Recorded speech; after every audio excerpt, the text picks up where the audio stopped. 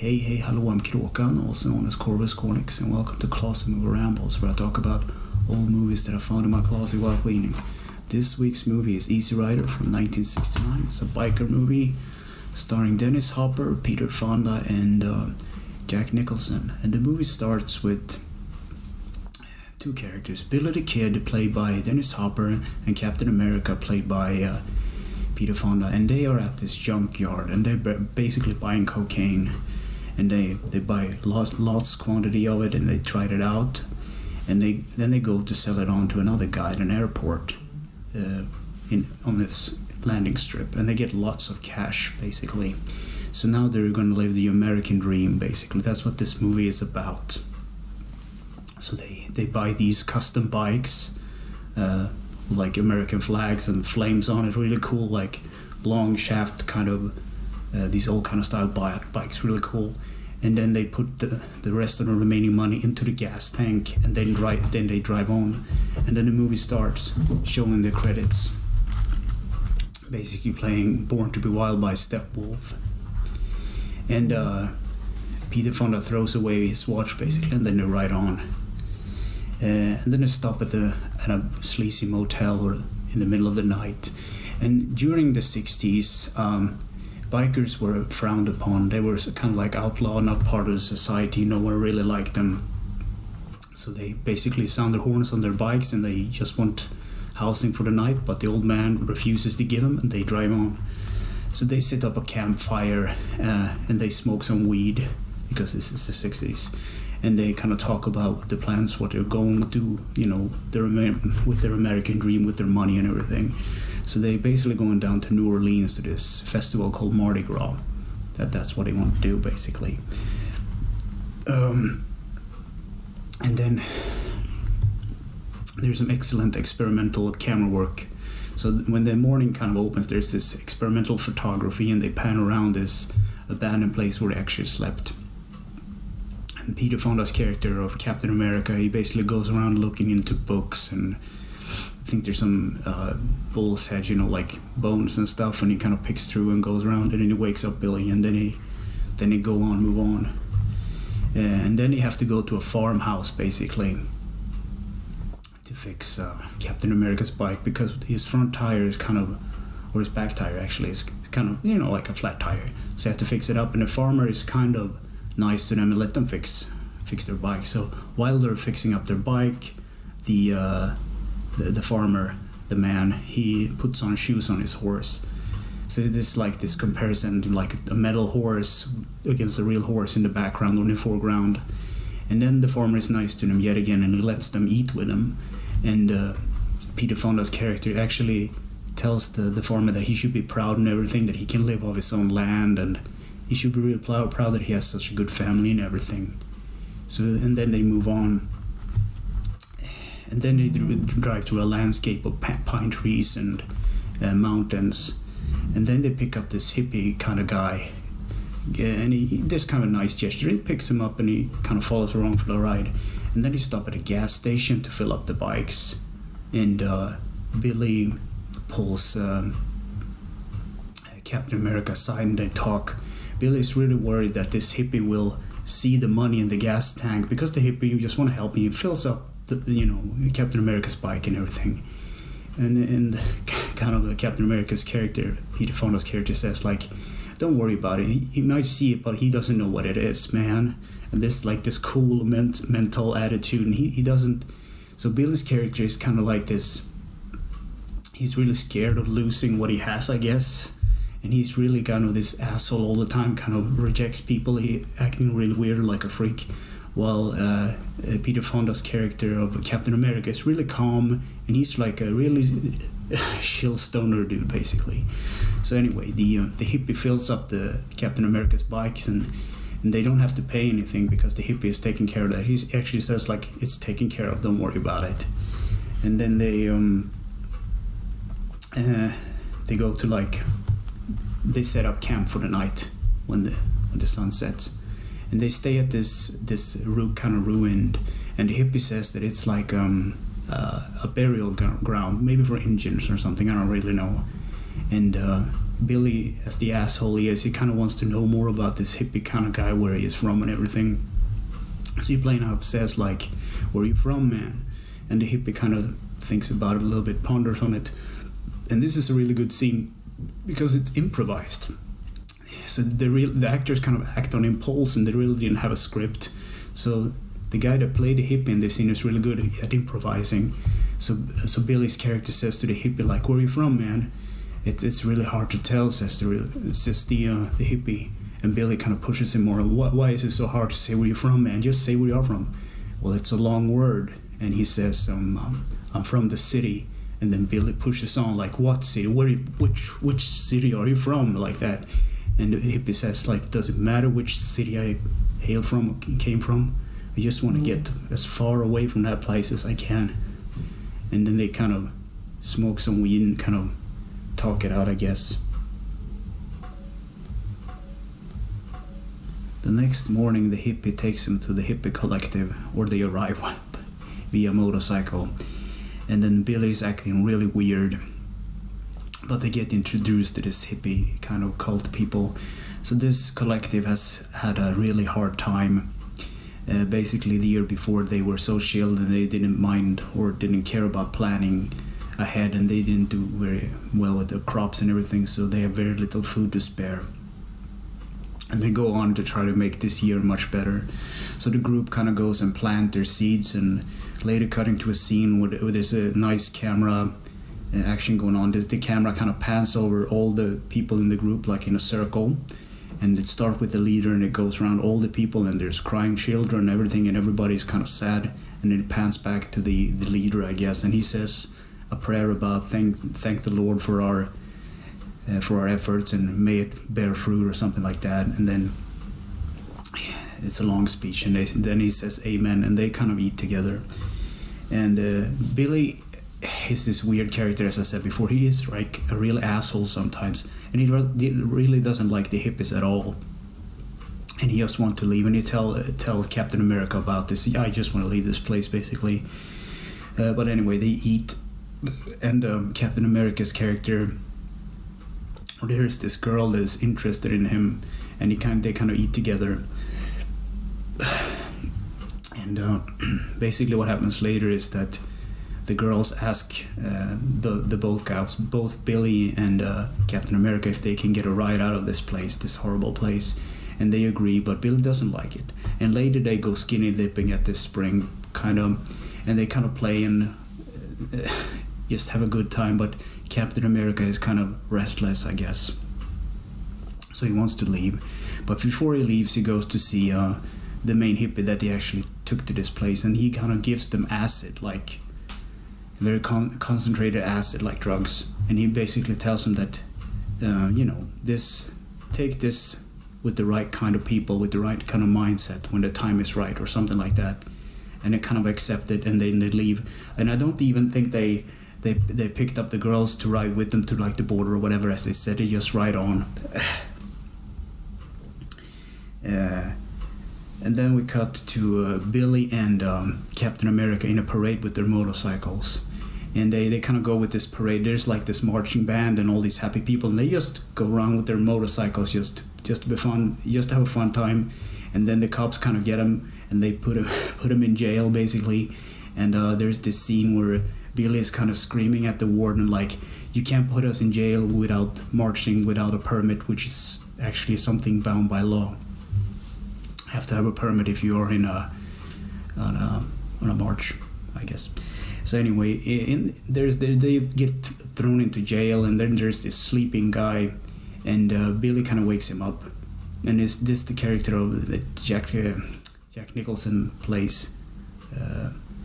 Jack Nicholson. Yeah, well, he plays this character of George, he's like this lawyer kind of guy, and his father is a really important person in the city. So when he wakes up, the jailer kind of gets up and gives him aspirin and a cigarette and a smoke or whatever.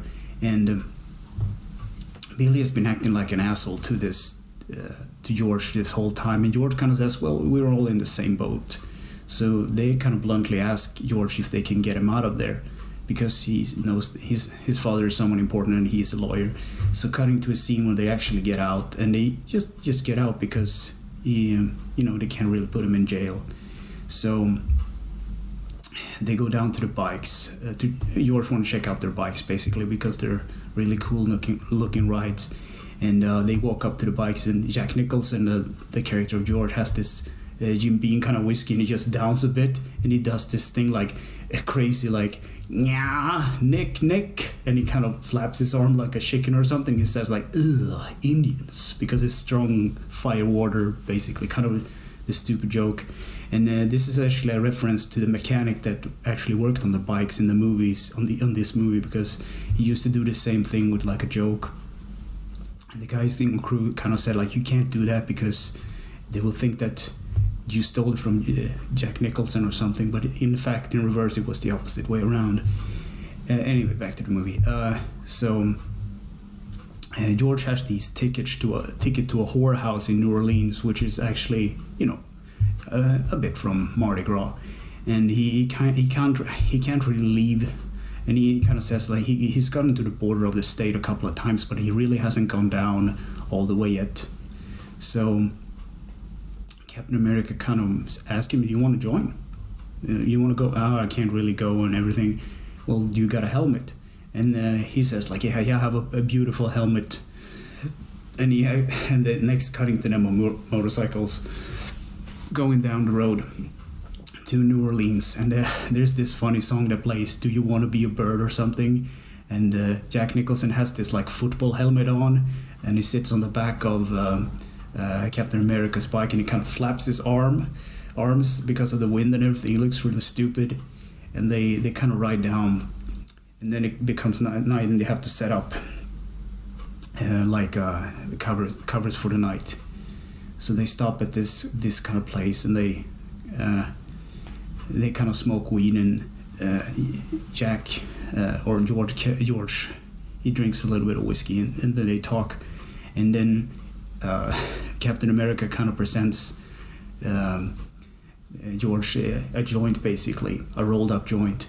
And this is a funny scene because Jack Nicholson damn knows what a joint is because he grew up in the 60s and before, so he's like, it's a funny scene.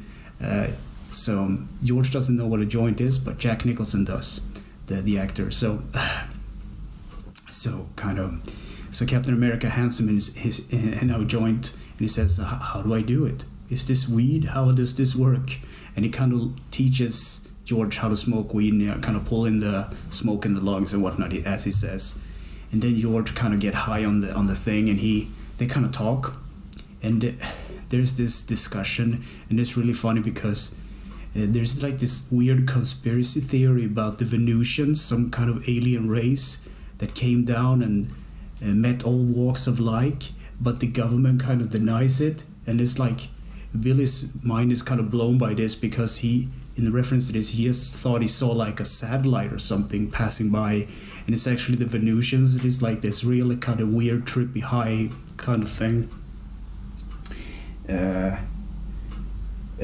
And then they kind of leave, and If 6 Was 9 is played by Jimi Hendrix.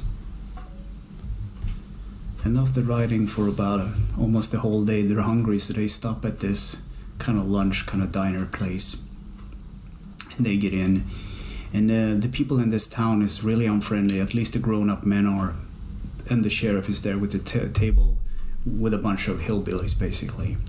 And what happens is they sit down at the table and they try to go through the menu, whatever, and there are these young girls in a booth right behind Billy, and they kind of admire them because they're outlaws, and they're kind of makes their little small town lives kind of interesting, and they kind of openly, they can actually hear the girls actually wanting to hit on them and make a move. And next to that other booth is the sheriff and the hillbillies talking about how they don't like him, they make really bad jokes, and you can see that Billy kind of like he has really had enough of this. And so after a while, George kind of remarks that they have to leave, and the sheriff is looking, even though the girls are flirting with him, so they have to leave. So they walk out to their bikes, basically, and they kind of started up, and the girls comes out and tell, like, ask him if they could get rides and whatnot, and the guys kind of says, yeah, sure, give you a ride, like a sexual preference or whatever. And then in the window, the sheriff and the hillbillies are looking out, and George kind of says, like, this funny, like, song, well, the man is at the window, the man is at the window, and they kind of, like, have to leave. And then they, of course, they don't get any food, they go on, and then it turns into night, and they kind of, like, sit down at the campfire again, and they talk, and then they kind of discuss, like, the whole idea why people are what they are, why are they so hostile against us. And Jack Nicholson's character of George kind of tells Billy this, that they're afraid of what you represent, and then Billy says, what's wrong with freedom, because he basically gets that part at least. They aren't really free, and you can't tell someone how free they aren't, because then we'll tell you all about how free they are, and they won't stop. So basically they are afraid of what they represent because of the outlaw and the kind of attitude and everything, and this kind of weird situation.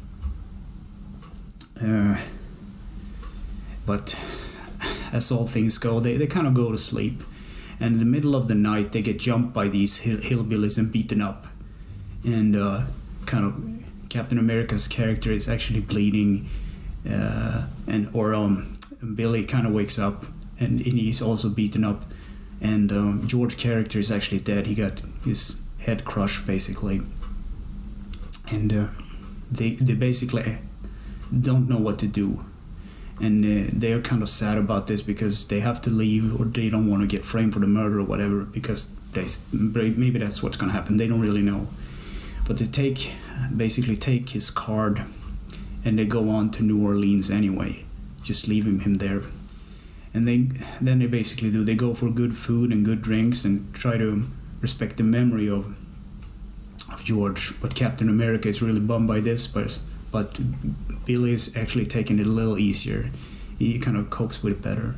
So they go to this whorehouse basically, and what happens is that Billy is kind of drinking, and they're living the American dream, as he said, you know. And just prior to this scene, they kind of stop, and they have this discussion, like, no, that's later on. Forget me, I'll forget about it. But anyway, they have this encounter with these whores basically, and basically Captain America is not into this, and he doesn't want to sit there and get drunk, so they go out to the real party of Mardi Gras, and this is like a real action filming. They kind of went out, the crew went out and just filmed them walking through the crowds of Mardi Gras, which if you did this today, I guess before the pandemic, it would be crazy. People would be all over your camera and everything, and basically crowd control will be kind of crazy. But since it was in '69, it's kind of easy, so they just walk through the crowd and they kind of film people in their natural state, the Carnival and all the action going on, and basically them acting general, or acting upon it as it happens. And then what happens is that the two hookers, and Captain America and Billy goes to a cemetery in New Orleans, and they sit down, and Billy's having drinks, and Captain America he's kind of happy about the situation now. He's much happier now when he's got fresh air and everything. So he takes up this acid that he got from the hippie earlier, and he kind of puts it out, and he gives one to Billy, and he takes one himself and gives the girls, and one of the girls, the hookers, actually say, what is it? And Billy just says, like, shut up and take it.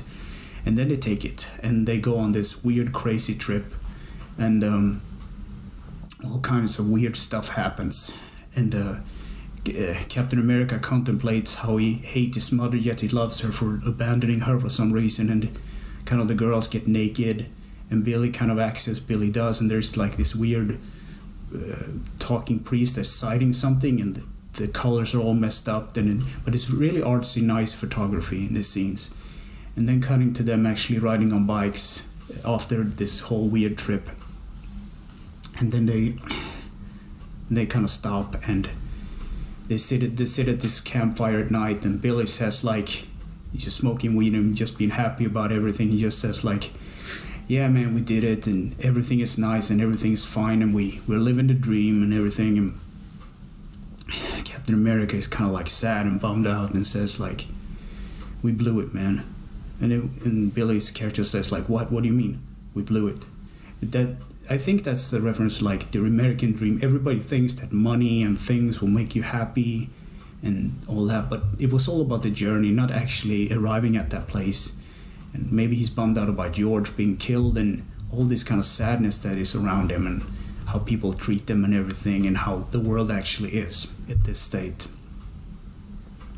Well, what happens then is they ride on without any purpose or meaning. They don't really know where they're going for. They have this money, they have this stuff, but they don't know really where to go. So they just go down the countryside, and there's these two hillbillies in a pickup truck that drives up next to Billy, and you just want to scare him off. And they kind of take up their one is driving, the other one takes up a shotgun, and he kind of points at Billy to get a reaction, and he says like, why don't you get a haircut or something? And Billy just flips him off, and he shoots Billy dead with a shotgun. And it drives on. Captain America stops and goes back to check on Billy, and Billy says, get him for me, man. And he's kind of bleeding out, he's gonna die anyway. So Captain America kind of hops on his bike, and he rides against the truck, and the guys kind of turn around the truck and go right for him, right against him, and they shoot Captain America dead too, and the bike explodes, and it starts to burn, and all the money in the gas tank is now gone, and the hillbillies drive away, and the camera kind of pans away, and a sad music tune like a river, something about a river that flows out to the sea, and that's where I want to be, or something like that. Really sad. But what do I think about this movie? It's a really good movie. It's one of those movies that you can chill and just watch. And it's also this kind of, for the 60s, I guess, really interesting way how things are cut together. It's an artistic movie. It doesn't come across in the notes, but it's really a movie about landscapes and traveling across the USA, mountains, woods, forests, different season almost, like you drive from a desert and all of a sudden it's a green countryside with pine trees and stuff, and all these people and all these interesting things. So this is one of the movies also that has a really good soundtrack, and the soundtrack actually arrived from Peter Fonda and Peter Fonda and Dennis Hopper's personal LP or record collection, and it's everything from Jimi Hendrix to Steppenwolf and all these weird kind of music and these kind of trippy songs too, but it fits the mood because it's the 60s, and some of these songs are really good today also. I mean, they have aged, but they're really nice to listen to. So this movie also teaches you about like how people are and how the world is and how you're supposed to act on it. So yes, I can really recommend this movie. It's a really good one. So anyway, thanks for watching and take care.